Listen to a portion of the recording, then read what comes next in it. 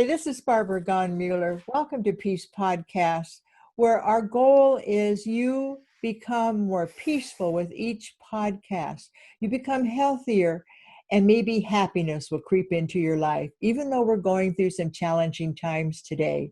You're on peacepodcast.org, and I have a fabulous guest today. You know, it's interesting because I was one of the speakers at the 2020 Peace Conference. It was a World Peace Conference put on by the Rotary and actually the Rotary Club of World Peace.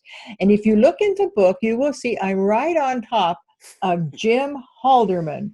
I'm Barbara Mueller, a pre-peace scholar. And Jim Halderman, he teaches court-ordered, company-ordered, and spousal-ordered clients in anger and conflict management. And so I saved him because I knew after a few months in this pandemic that we'd need some help. Not only us, but maybe those who are incarcerated, those who are suffering from anger issues. And so, Jim, I want to just say thank you for joining us today. It's my pleasure. I enjoy it. I look forward to our time together. Well, his son wrote something else about this wonderful man that you're going to hear from, and I hope you listen to him often. His son is a CBS reporter or maybe even an anchorman. He wrote, Webster's dictionary defines a Renaissance man as a person who has broad intellectual interest and is accomplished in areas of both the arts and the sciences. You know, as I get to know Jim, and guess what his email is? Jim Speaker. Can you imagine? He tells you right up front who he is. He's a speaker helping you become more calm and taking care of your anger issues. But as I go down this list of accomplishments, he's been everything from a boat owner to the band on Dick Clark's dancing program, which I can't even remember. What was the name of that program? Bandstand. American Bandstand. American Bandstand. Do you know I'd rush home from high school or grade school, wherever the heck I was, and I would rush in and I'd watch American Bandstand because I learned all the moves. And you were back there playing your what instrument? I played the upright violin, the string bass. No kidding. One. Yes. I didn't even know they had a string bass in those days in that bandstand. I thought all guitars. Well, I was on the end of that. We were moving into electric guitars in those years. That was in the late 50s. Then of course, I went to school and learned how to play the instrument and never made as much money since when I joined the Phoenix Symphony after that. But music has been a major avocation all my life. But you followed your passion. That's one thing I like about you. I followed you, and you followed me in the program, but I followed you after you spoke to the audience, and they didn't want to leave. It was very interesting. We had 50 minutes to share our expertise and to answer questions, and I got up there to our room, and the audience was still so involved with his talk and talking to each other. That's a sign that you knew what you were talking about. What were you talking about at the 2020 World Peace Conference?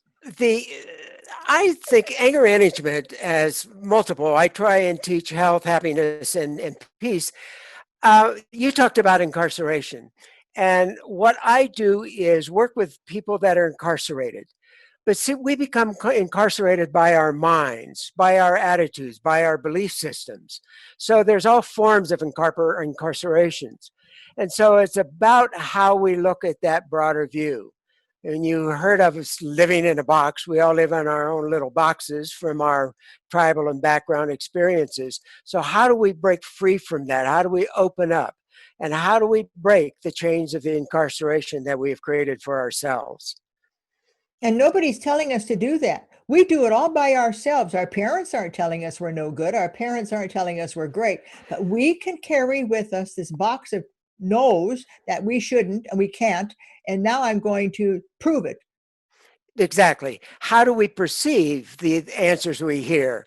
When your mother tells you, oh, what a sloppy kid when you spilled your soup or something, and that gets wired into us at that point.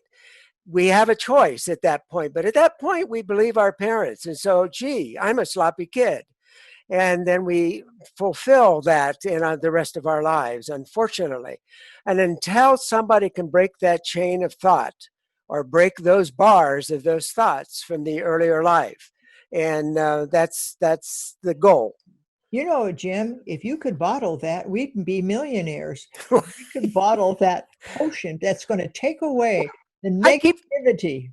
I keep trying to work myself out of a job, and make everybody happy, but I haven't quite achieved that yet. In fact, even in my own life, I have to review my own material. But anger management is kind of fun. In the 50s, anger management was just basically, well, get over it. By the 70s and 80s, we learned the mind and body connection. And so we realized that a lot of our diseases were stemming from our anger. So we realized we had to get rid of our anger. So we taught you to go punch a pillow. Get rid of your anger. Tell your friend what you really think. Well, not only did we lose a lot of friends, we really learned how to punch the next person we saw. So that wasn't it. So there's basically three parts to anger management, one of which is, of course, where did our beliefs come from? Where did our attitudes come from? And what bars and boxes are we living in, and how do we connect with other boxes? What is the physiology of anger, which is which is what has led me into a complete thorough study of neurology. It's just fascinating. Because it's what is the chemistry of anger and what are we doing to our bodies physiologically? And it's just unbelievable. In our society today, we think stress is normal. We just live in this life of stress. If you laugh too much, people don't take you seriously. And that's so sad. And it just does such damage, which is why we're one of the most unhealthy nations. Because we do it to ourselves. 80% of diseases are self-imposed from environment. When I say self-imposed, it's not that we go out and hurt ourselves, but we live in an environment and in an attitude and our thoughts, and all of that affects the physiology. But of course, the third part of anger management is just basic communication skills. We've grown up in one environment and we're okay speaking to our choir or our friends. But if we ever want to step out of that box, it requires another language, a better understanding, a deeper understanding of communication. Communication and a communication with yourself even. Oh, You my. said to me, if you're angry, ask yourself a question. What is it that I'm angry about? Rather than going into the anger, because that's the lesson you need to learn. That's perfect. And if I can take that just one step before that, when you find yourself beating up on yourself or being negative in your thoughts to others, just if you think the word stop, that changes you and moves you in from your emotional side of your brain into your logical side of the brain. And then you can say, why am I feeling this way? What am I thinking? And then you can take control. That is very interesting, Jim, because my book, Revolutionary Conversations, and my co-authors and I worked 5 years on this Wow. because we had to provide a very simple model to have a communication tool that you could take with you no matter where you were. And this is called the SHARE model. And the first letter in SHARE is Ah, S. And guess what that stands for? um, Stop. stop. Just like you said, stop. You don't go Yes, to a stop sign and then rush through it. You go to the stop sign to make sure it's safe to go forward. And that's why we use the word correct. stop. And then the rest of the tools are there, which involve so many small steps of understanding the person you're with, understanding the situation. But it's a very nice, simple model. But I was Yes, so honored when I heard you say stop when your anger yes. comes boiling up. It's it's what we call a pattern interrupt. We live 98% of our life, if not more, in what we call the limbic system, in the mammalian system, not in the logical system. And so we have to move from that 98% of our life living on automatic. And of course, that's not a bad thing because it's how you drive a car. It's how you play an instrument. You can't think about a note when you play an instrument or when you play a sport. So we live in this automatic. But every now and then we need to move into that logical, and that just that saying that word or even thinking the word stop moves you from one part of your brain into another part of the logical brain. So Barbara, that's a huge, huge piece. It really seems to work too when you say stop, because your mind goes even to driving a car. You stop at a stop sign because you don't go forward until it's safe. That stop word is it's almost more powerful than no. It's very Yes. interesting. If you Yes. say stop, that's what women have to learn, to say stop. They have to Hmm. pay attention to Hmm. what they really want instead of just going along. And I think that feminine is starting to come into so many of my male friends. They're much more soft and gentle, and the anger's still there, but they don't explode as often. Have you noticed that? Is there Oh, something yes. going on right now? A more Oh, gentle world? well, and the domestic violence is on such an increase because so many of us define ourselves by our job. And now all of a sudden, so many of us are out of that job and we have no longer a definition. And so, how do we find ourselves? How do we find that level of peace within us? When we have lost, and to many of us, everything we stand for. I'm Who an am I if I accountant. am not my job, is what you're saying. You're not your job. You are so much more, Barbara. I'm You are saying that, but I think that's what people are saying. Who am I when I'm not working? exactly. I'm a Because we define glorious ourselves. I'm human an being. accountant, I'm a doctor, I'm a lawyer. No, you're not. You are a wonderful human being that is operating as a lawyer, that doing the action of lawyering. But you are not a lawyer. You are much more. Uh, That's exactly what I would say to somebody. You're much more, you're a glorious human being. And for people to get that they really are glorious and that they're a miracle on this planet, it's something that I don't think they've ever had the time to stop and think about. That's why, even though we're kind of sequestered right now, we're able to think. And I'm spending more time in nature than I've ever done before. And I think it's because I have time. but with so many of us that don't have the hobbies, that have not allowed ourselves to spread our wings, and if you develop habits where you don't develop the wings, and so when all of a sudden your only one wing is cut off, you have no wing left. But if you have hobbies, if you have extracurricular, my wife and I are just both busy as can be, writing and reading and studying and Zooming and connecting in so many different ways, spending time I'm gardening and getting my hands dirty and connecting, but without those extra hobbies, Yeah, you it's know, it. very true, Jim, what you're saying. I do my work in the morning really early because everything's so quiet and peaceful. And I write my president's message for the Rotary E Club, or I'm writing a Great. welcome message for the Peace podcast. But I stop after 3 hours and I go out in the garden. And today I went out and picked apricots. Why? Because Ah, I have to connect to nature. Nature calms me down and it cleans my brain. But I think maybe that might be a technique people could use if they don't have a hobby. Maybe they could develop a love of nature, go to a park and just be. that's there's a Japanese, I can't think of the name of it, where you just stay in nature and walk very slowly in nature and look and connect, and it changes your whole body. I mean, it's a way of meditating. And meditation is to me a very important, and I like to teach the 60-second methods of meditations, the short meditations. When you get into a shower, experience the warm water on your body, what a pleasure that brings for just those few seconds. But allow those few seconds to bring you into another space. When you take that first bite of food, just allow yourself to enjoy that bite of food, and enjoy those flavors and experience those flavors at a different level. So it's just other ways of meditating. That's so beautiful. I have on my wall here a saying that says, to see new things in what I have seen before. And so, Oh, what you're saying, you're coming up with a meditation to see new things than what I have seen before. And that means when you get in the shower and saying, I better hurry up now because somebody's waiting for me, yep, get yep. in there and be in that shower. Be with whatever you're doing. And so many people I know say, I lost my glasses. I don't know where I put my wallet.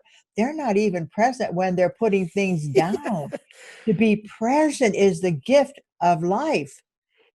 Oh, you said it so well. I think I will quote you on that because what I have taught often. Um, Again, we live on automatic. We come in the house, we put our keys away in a certain place, we put this in a certain place. But now, all of a sudden, when you come in, the phone's ringing or the dog's barking or the baby's screaming, and you throw your keys and throw the things, and you can't remember where they are. And of course, we lose those things and we can't find them because exactly that. We did not make that mental attachment. Even if I'm hurrying, the phone's ringing, I got to run. If I take 1 second and say, I am setting my keys down here, it's that cognitive action then that you will remember. And without that little cognitive action, you lose it, you forget it. And, where's my keys? Where's my car keys? Where's my And what glasses? happens then when you're starting to look? What happens? You get the A word, anger. Oh, Why couldn't I put my keys where I always put my? And then all of a sudden you're in some turmoil that was self-created by just not being present to the moment when you put your keys down. it's so elementary, yes. And then we, like you said, we frustrate ourselves. Oh dear, I'm going to be late for this. I'm going to be late for that. I've got to run. Where's my keys? And it just moves us into a whole nother realm. And again, stop, take a breath. Speaking of a breath, you can so change your chemistry in a breath. Breathing in energizes you. It's the sympathetic nervous system. Breathing out, it relaxes you. It's the parasympathetic. Thusly, when you learn to breathe, we forget that as we get older, we begin to breathe higher in our chest and more tight. And so we stop using all of our lungs. But if you breathe in fact, the ideal breath is 5.5 seconds in, 5.5 seconds out. And who of us do that anymore? We're in and out. But even then, even if you're breathing faster, breathe out longer. Always breathe out longer. That's, again, aliving the parasympathetic. That slows down the heartbeat, slows down the lungs, slows down the activity of the body. Calm is more calming. The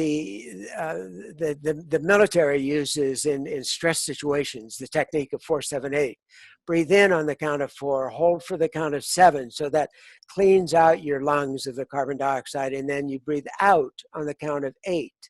So twice as long as you're breathing in to relax you and calm you and bring you back into that conscious mind. Bringing back into the body, bringing your own awareness into your own body Oh, is such a gift. And I think with the COVID-19, we're finding more of us. I have my girlfriend in La Jolla. She says, I don't want to do anything anymore. I just want to sit and look at nature.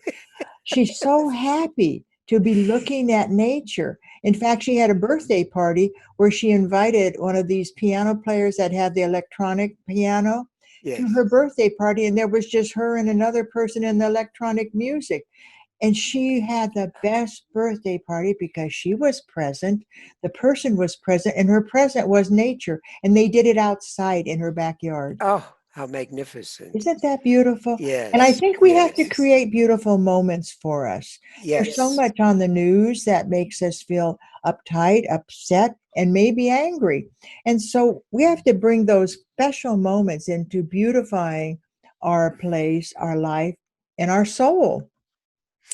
When I sit down at the table to eat, I will just stop and take a very deep breath and calm.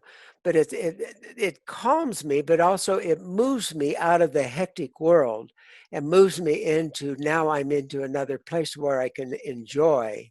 Of course, I'm blessed with a wife that's a chef and a marvelous cook, so I eat fairly well anyway. But And again, even if you're not blessed with a partner, get a rice cooker. You can cook everything in a rice cooker. oh, I made the most fabulous spare ribs last night yes, in my rice cooker. I invited my son over for dinner. He took all the leftovers. They were so delicious. So you can do a excellent. lot if you're creative. But that's again being present to the moment. Be the present in the moment Mhm. and enjoy it. Yes, Mhm. yeah. And So plan a little bit for, your evening meal. In my kitchen, I have something called the Peace Corner to remind us that we are peaceful when we have dinner or whenever we are able to be together. We don't have a lot of people coming over these days. I have been in my no. home and in my garden for 3 months, and I have Instacart coming to me. So, and today I had a little miracle. The church down the street brought bouquets of flowers to everybody in the neighborhood with the word hope on it. We hope you're fine, and we want you to know we're praying for you. And so I thought, it's just those small little things that make you glad to be a Oh, human. and those little things can so change your chemistry and so change your outlook on life. When I walk through schools or walk through buildings and there's somebody sweeping the floor, I'll say, "So you're the one that keeps this building so nice looking." And you can just watch their energy melt. And it just takes so little to bring so much.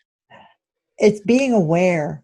Again, the first step in the engineering of the public consent. I'm a public relations person in my past life, and it's awareness, information, persuasion, and reassurance. You reassured him that he had made the right decision to clean that house or that Yes. garden or wherever he was. And I always thank the guy in Whole Foods who put the vegetables up. I said, "You're an artist, aren't you? Because they're so Oh, beautiful."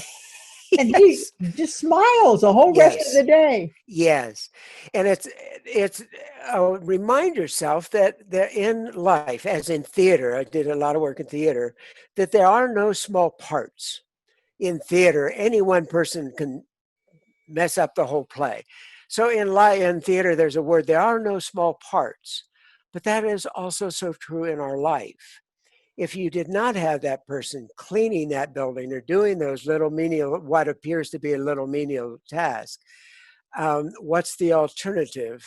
To live in the filth and to live in the disease, to live in, but each one of the parts of humanity, how many people does it take to bring the food to our table?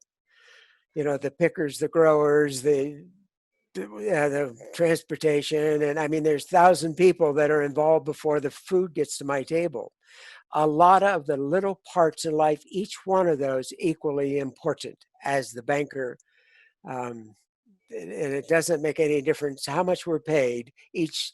We're like a chain. The perfect society is like a chain, which each link equal. It's so interesting how you said there are no little parts. I believe that. I believe each of us has a big part of life, and we all have an opportunity to say something nice to somebody, to change Oh, their day, just to say hello, even though you have your mask on. My girlfriend bought one of those masks that have plastic in front, so she mm, could be able to let people see her smile. She always yes. smiled. And Ah, that ended up in our newspaper because it was so ah. beautiful that you could see her smile because she's a smiley person and she's not young, but the newspaper picked her out of a crowd and said, "We're going to take you and we show the world that you can still smile during this pandemic." I love it. I love it because it is those little things, those simple things. And I no longer say have a nice day. I will say have a nice life. Yeah, Mm. it doesn't cost me a bit more to give somebody a nice life over a nice day. Well, in the old days when we could shake hands, I would always shake hands and say peace. I just want to wish you a lot of peace in your life because Yeah. I know life is hard sometimes. And I just say peace instead of goodbye or anything else. But anyway, you're listening to Jim Halderman. I am so delighted I waited to interview you. This 15-20 minutes is so full of wisdom. Life's trials and errors are solutions that you can find. You will see yourself pulling in something from Jim today. You will see yourself pulling in an idea that you heard today. Share this podcast with your friends and let them know that you're there for them. Maybe a phone call during this time. Jim's talking, we started out on a course of anger reduction or a course where people could learn to be more kind to themselves, to say good things to themselves rather than whatever I'm doing isn't right. That's just not something you need to carry with you. Even if your mother said that to you, or your father, or your brother, it's your turn to change your mind. And I give you permission to change your mind listening to Jim today, to kind of look at the beauty in your life. And I operate from one other word, and that's gratitude. And I'm looking at Jim with such gratitude and such a great smile, Jim. It, Wait a minute. I thought we just started. Are you telling me we've been here 15 minutes already? Yeah. We just, but I have so much I want to talk to you about. I know, and you know what? I'm going to have you back, but before we end, I'm going to say this. Now, this is just a snippet of Jim, but you're going to get to hear more Jim because Jim's going to tell us his website. What is your website? I'm on LinkedIn only. Okay. I'm on LinkedIn only. So So tell us about how you spell your name so we can be friends with you.